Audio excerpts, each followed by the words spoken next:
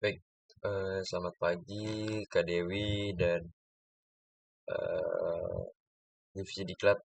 Nama aku Lutfi akan mempresentasikan tugas tambahan dari Diklat mengenai PPT Diklat Ekologi. Oke, kita mulai dari sekarang. Jadi, kemarin tuh ada Diklat Ekologi, ini PPT yang dibuat oleh Mas Sakti. Kita coba jabarin satu persatu. Tapi pembahasannya mengenai tiga, karang, megabentos, sama ikan-ikan karang.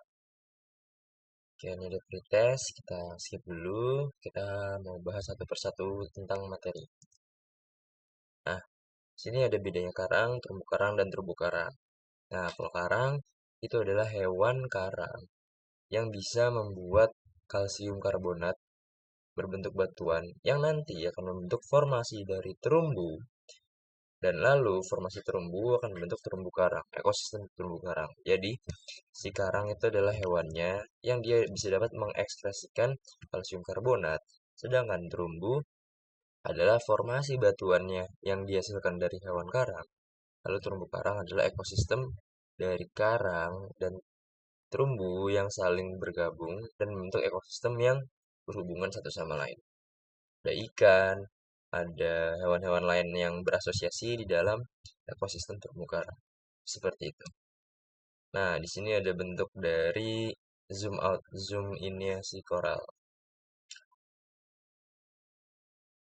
Jadi di koral tuh ada masing-masing struktur-struktur kecil namanya polip yang dia bisa menangkap makanan, membuka dan menutup eh, mulutnya untuk berkembang biak, melepaskan telur, mendapatkan makanan, dan lain-lain.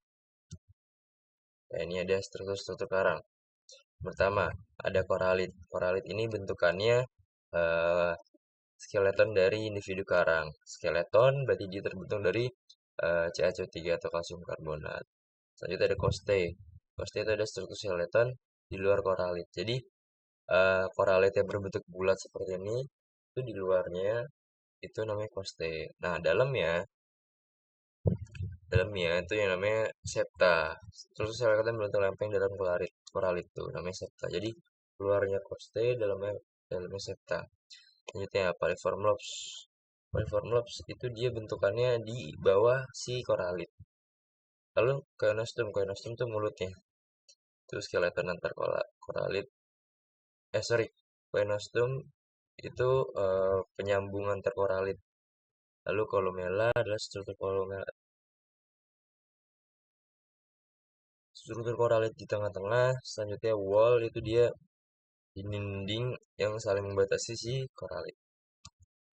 Selanjutnya, kalau di zoom in di terumbu karang tuh ada dua bagian koral, ada aksial dan radial. Mudahnya, si aksial tuh adalah yang bentukannya paling ujung dan radial adalah yang samping-sampingnya. Ini hanya dimiliki oleh genus Acropora. Non-Acropora tidak memiliki aksial, hanya memiliki radial. Oke, ini kita masuk ke jenis-jenis si terumbu karang. Ada terumbu karang masif atau koral masif. Dia bentukannya boulder, bulat, horizontal, terus halus padat. Ketika bervariasi ada bongkahan batu, setengah bola. Dia pertumbuhannya lambat karena struktur karangnya keras. Terus eh, dia ditemukannya di tepi-tepi terumbu karang atau bagian atas lereng. Karena apa? Karena ya dia pertumbuhannya lambat dan dia hanya biasanya terbentuk di perairan-perairan yang arusnya kuat. Makanya si pasif ini bisa tumbuh dibanding si koral-koral yang lain. Lanjutnya folios. Ingat mudahnya subfolios atau CF coral folios itu mudahnya diingat-ingat dengan bentukannya seperti lembaran-lembaran. Nah, tuh bentuk lembaran bibit seperti daun. Dijumpai di perairan yang tenang, berbanding terbalik dengan si masif tadi di perairan yang kuat. Selanjutnya mushroom CMR. Nah, ini juga paling mudah untuk diidentifikasi karena dia bentukannya soliter, sendiri-sendiri, terus dia free living. Maksudnya dia tidak menempel pada substrat seperti koral-koral yang lainnya. Terus branching, ini ada ACB dan CB. Nah, jadi yang udah aku jelasin, yang aksial radial, nah tuh lihat, yang di gambar ini ada aksialnya. Ini berarti acropora branching. Sedangkan yang non acropora itu tidak ada aksialnya. Dia bentuknya pertumbuhannya cepat sekali, yaitu lebih dari 2 cm per bulan. Nah, submassive ini ada ACS dan CS.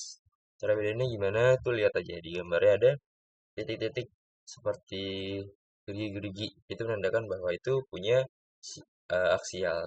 Artinya ini adalah acropora submassive. Bentuknya silinder ke atas, bercabang, namun dengan percabangan yang gemuk dan besar. Selanjutnya ada encrusting. Encrusting sama acropora dan acropora ini bentukannya ada gerigi-geriginya, berarti dia adalah acropora. Bentukannya merambat pada substrat. Lalu substrat keras atau karang mati, bentuknya seperti ini. Nah, ini juga yang paling unik, bentukannya seperti meja, yaitu acropora tabulat. Ditopang dengan satu batang. Jadi kalau lihat di bawahnya tuh, di bawah acropora tabulat itu ada penopangnya berupa satu batang. Selanjutnya ada ACD acropora digitate. Itu adalah anakan dari acropora tabulat. Jadi sebelum nanti dia jadi besar, jadi acropora tabulat, awalnya dia berbentuk acropora digitate. Nah, ini ada bentuk eh faktor ini lain di bentuk lain di koral, yaitu dead coral atau DC itu dia karang mati berwarna putih. Itu selanjutnya ada death coral with algae atau DCA. Dia adalah karang mati yang ditemui sama alga-alga. Biasanya warnanya gelap, hijau, atau hitam. Lalu silt. Silt itu adalah substrat, yaitu lumpur-lumpur halus. Lalu ada es, sen, rubble, pecahan-pecahan karang, sama rock, batu-batu. Nah, ini metode pendataan karang. Ada mantetau. Ini yang paling mudah, karena dia nggak perlu apa-apa, cuman butuh kapal. Adalah teknik pengamatan yang digunakan dengan cara menarik seseorang menggunakan kapal, lalu menggunakan kapal dengan kecepatan sekian, lalu mendata terumbu karang secara visual. Jadi ini cuma bisa dilakukan ketika si terumbu karang itu ada di daerah yang masih dangkal. Kita ada PIT, Point Intercept Transect, yang dilakukan dengan melakukan scuba, dan melakukan pendataan dengan roll transect meter, bisa digunakan 50 meter, 70 meter, 100 meter, lalu didata setiap 0,5 meternya. Didata di roll meter yang eh, didata terumbu karang yang di bawah, yang di atasnya terkena oleh si roll meter. Lalu ada line intercept transect atau LIT. Mirip-mirip sama CPIT, cuma bedanya di LIT dia dicatat setiap sentimeternya, beda sama PIT yang setiap 0,5 meternya. Ini setiap sentimeternya dicatat. Lalu ada UPT, dia tuh simpelnya saat melakukan eh, pengambilan data itu dia menggunakan transect kotak. Biasanya ukurannya 58 kali 44 cm. Terus nanti setelah didapatkan data-data primernya dari lapangan, dianalisis lagi menggunakan software namanya CPCE. Counting Point Coral with Excel.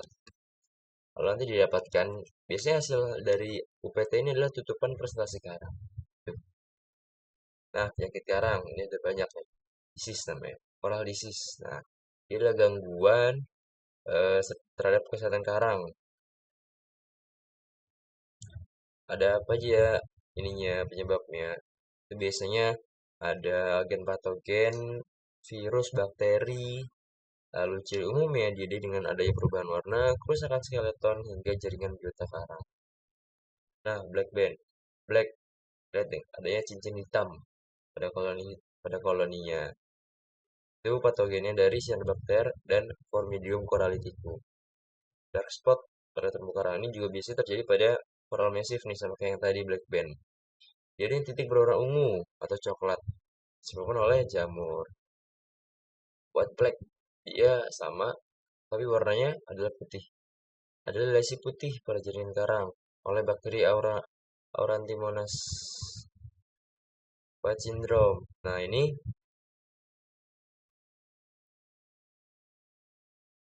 terjadi di lumayan banyak, nggak cuma mesif doang. Branching juga biasanya kena, ditandai dengan adanya pita putih pada koral. Kalau skeletal eroding ini biasanya terlihat di karang-karang yang rapuh. Ada munculnya bercak hitam atau abu yang berbatasan dengan warna karang aslinya, yaitu warna coklat seperti itu. Lalu yellow band. Nah, yellow band ini adanya pita kuning pucat pada pertumbuhan. Lihat tuh, warnanya kuning. Oke, selanjutnya megabenthos. Megabenthos itu apa megabenthos? Jadi megabenthos adalah biota yang berukuran lebih dari 1 cm, ditemukan hidup di dasar perairan.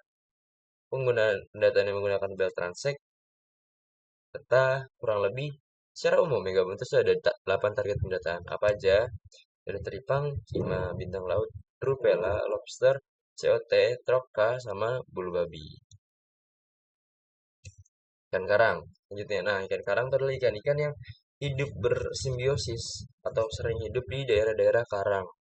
Dia bisa punya warna-warna terang, terus bermanfaat bagi karang-karang juga. Eh, Banyaknya kalau di toko ikan tuh dijadiin ikan hias. Contohnya apa? Oh, sebentar. Ini ada perbedaannya. Namanya ada ikan indikator. Itu dia termasuknya Chaetodon, ikan kepe-kepe. Atau ini bisa disebut ada yang 8 band, ada yang 5 band. Ya tuh ada garis-garisnya, garis-garis warna oranyenya. Nah, ini jadi indikator si terumbu karang. Apakah si terumbu karang itu sehat atau enggak itu ditandai dengan kehadiran si ikan Chaetodon ini. Lanjutnya ikan target. Lalu ikan target adalah ikan yang dapat dikonsumsi dan umumnya diburu oleh nelayan. Ada apa aja? Ada Akuntiridae, Lucanidae, Kakap, Siganidae, itu baronang. Biasanya juga ada ikan kapus sih. Ternyata ikan mayor. Umumnya belum diketahui peranannya di alam kecuali sebagai suplai makanan bagi pemangsa. Juga memiliki warna keindahan, yaitu ada Labridae sama Pomacentridae. Nah, ini adalah metode pendataan si ikan karang, yaitu UVC, Underwater Visual Census. Dia pakai suatu transek, lalu diamati kurang lebih 2,5 meter kanan dan ke kiri, lalu eh, diamati kanan dan kiri, lalu dicatat per tiap individu ikannya. Oke, cukup segitu aja pemaparan materi dari aku. Terima kasih banyak Kak Dewi, Kak Sakti, Mas Icat, terus abang kakak yang lain. Mohon maaf belum bisa datang di diklat kemarin karena ada urusan mendadak. Terima kasih banyak atas ilmu-ilmu yang telah diberikan. Ciao.